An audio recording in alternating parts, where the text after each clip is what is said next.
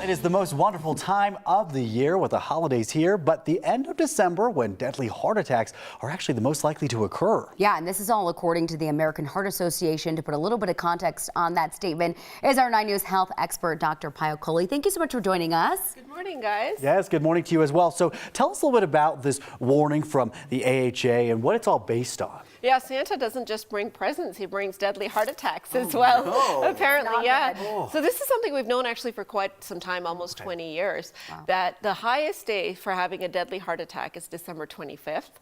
The second highest is December 26th, and the third highest is New Year's Day. Wow. So this is something the American Heart Association really wants to sound the alarm on and have people be aware of the fact that their risk is so much higher of dying from a heart attack on these particular days. Okay, so we got to put some context here. The 25th, the 26th, and the 27th. What's the correlation happening there so I make sure I don't do that? Yeah, so initially we thought it was cold weather, right? Because the weather's colder, that triggers inflammation, that triggers physiologic changes that can trigger heart attacks. But this is happening in LA, where the weather's warmer. This is happening in New Zealand in December, where it's clearly summer. So we've realized that this is the good news here. It's all behavioral. It is what we're doing that's increasing our risk, and therefore by being aware of it, we can actually modify it. So the biggest thing is our diet.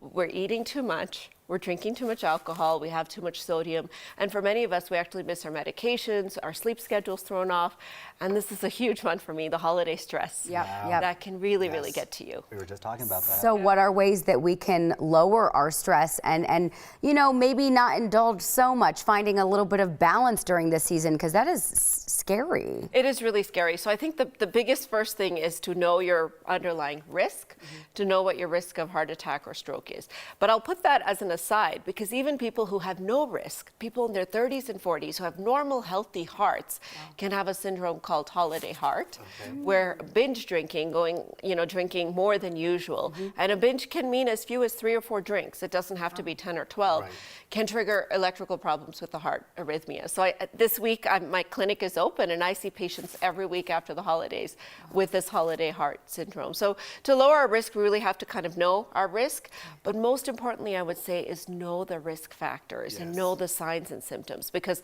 a big reason why the cardiac mortality is so high is because we delay.